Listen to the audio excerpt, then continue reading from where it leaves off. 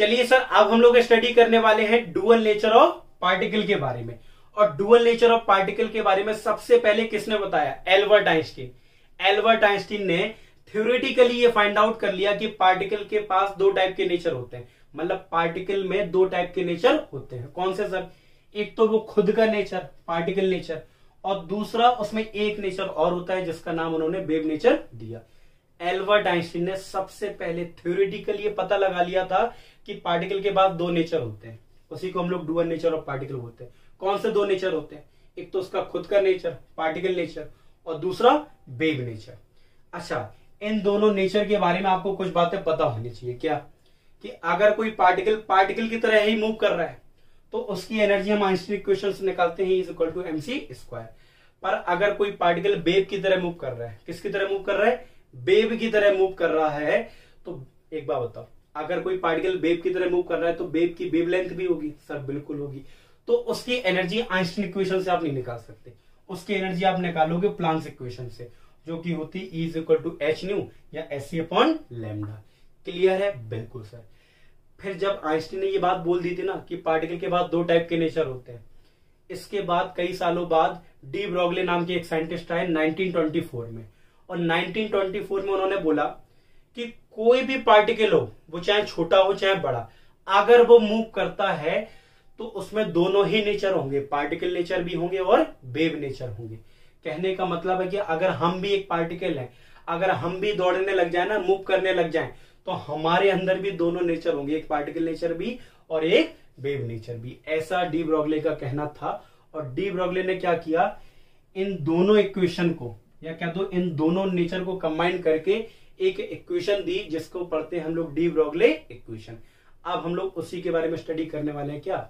De Broglie equation, उसका derivation पढ़ते हैं। वो आई कहां से? इन दोनों इक्वेशन को कंबाइन करके। चलिए आप इसे लिख लीजिए, फिर हम लोग डी ब्रॉगली इक्वेशन को कंसिडर करते हैं।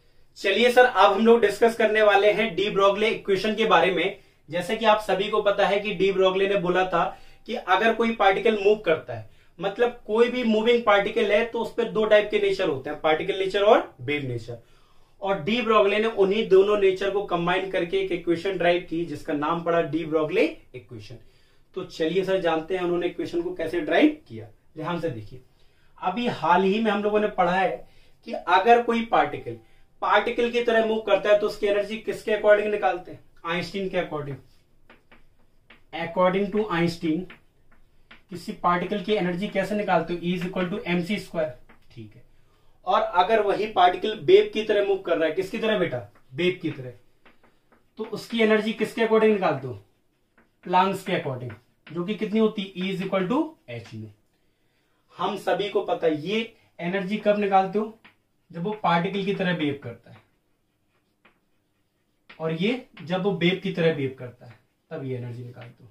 पर हम सभी को पता है कि पार्टिकल के दोनों तरीके के नेचर होते हैं, पार्टिकल नेचर और वेव नेचर, इसलिए दोनों एनर्जी क्या होंगी? बराबर होंगी।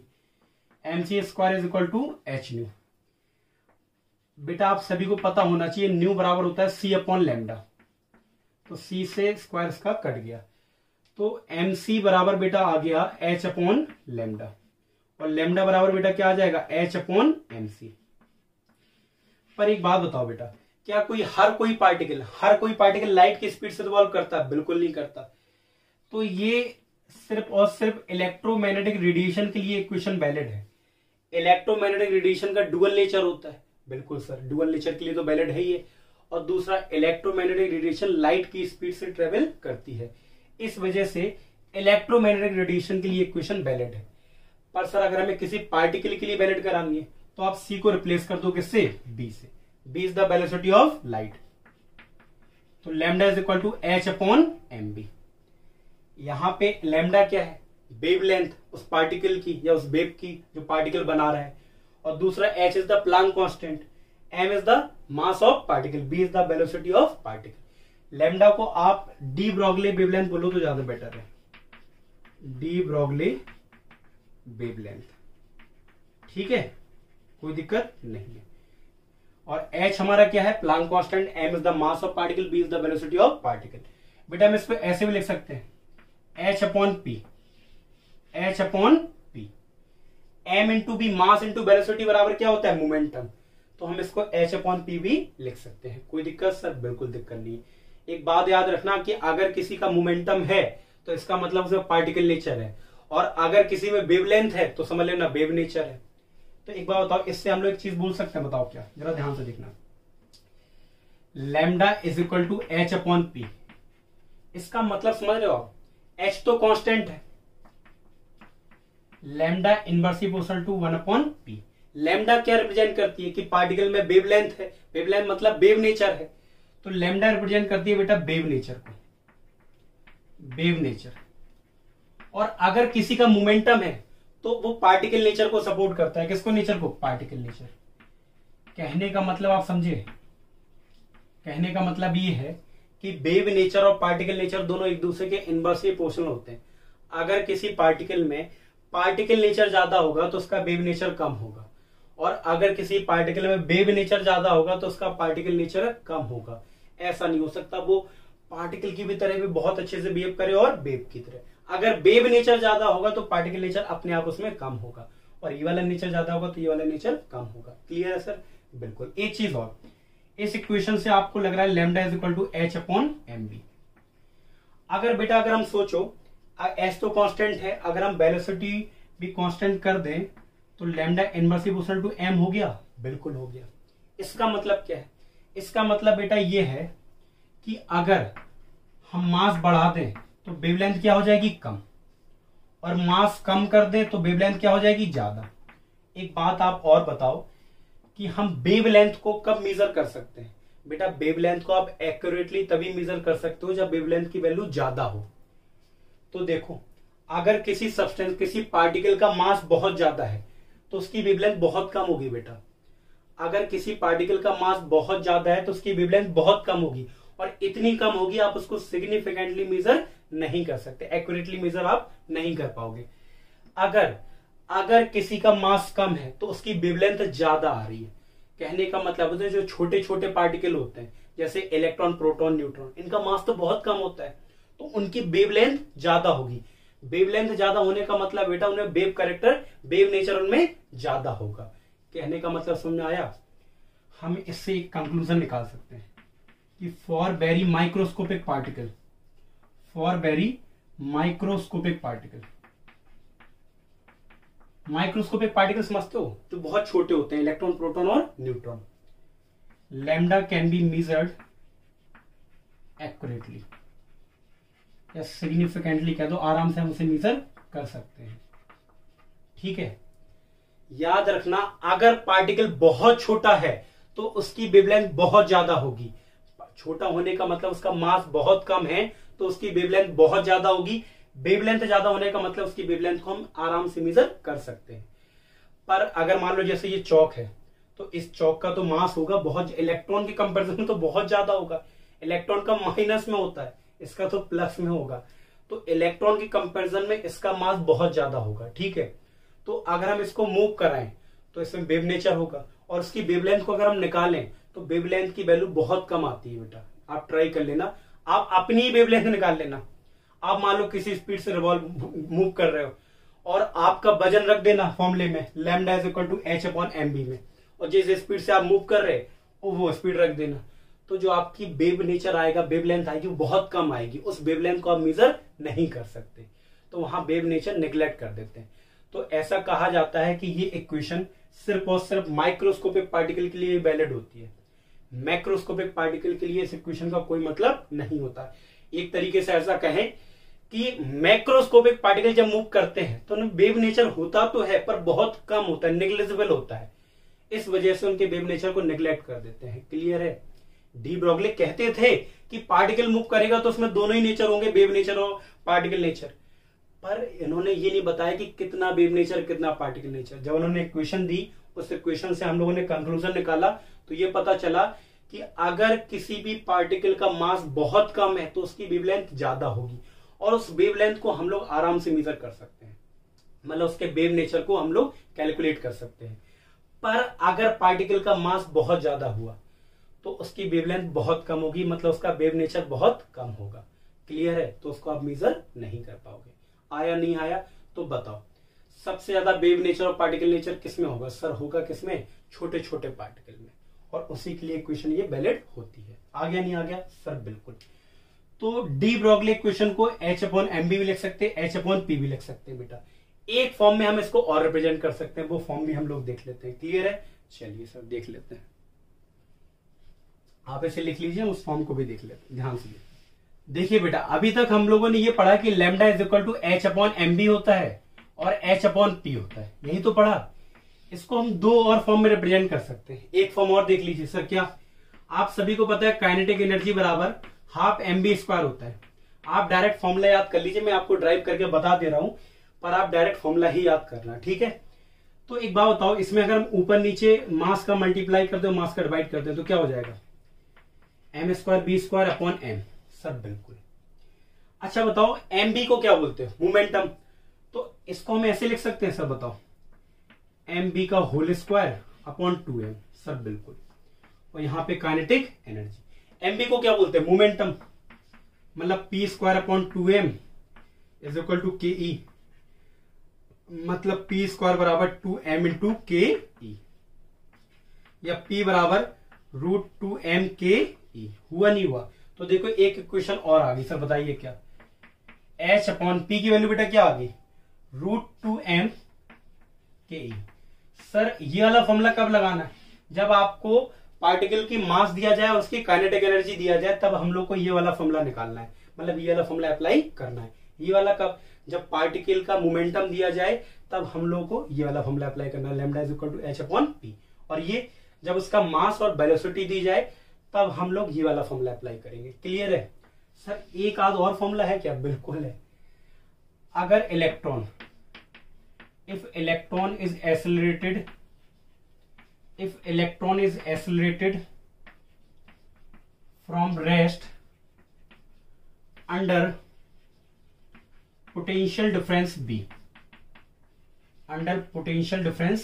B, या अंडर वोल्टेज B वोल्ट बोल दो। अगर कोई इलेक्ट्रॉन है जो रेस्ट में है, अगर वो एक्सेलरेट कर रहा, क्या? पोटेंशियल डिफरेंस, मतलब दो इलेक्ट्रिक प्लेट है, उनके बीच में पोटेंशियल डिफरेंस है, और इलेक्ट्रॉन उनके बीच में एक्सेलरेट कर रहा है, रेस्ट से, जीरो वेलोसिटी से एक्सेलरेट कर रहा है, तो बेटा याद रखना काइनेटिक एनर्जी बराबर जो होता है वो Q इंटू बी होता है। तो एक फॉर्मूला और हो जाएगा क्या?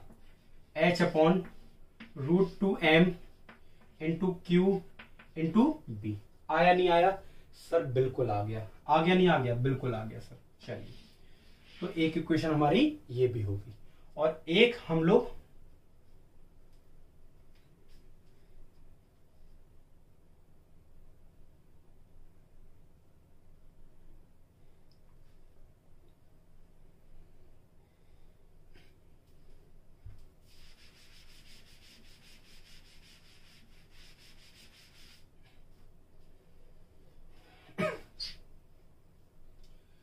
सर क्या होती है? काइनेटिक एनर्जी बराबर होता है Q इंटू बी। अगर बेटा हम इस वाले फॉर्मूले में रख दें तो क्या हो जाएगा? H/√2m into Q into B.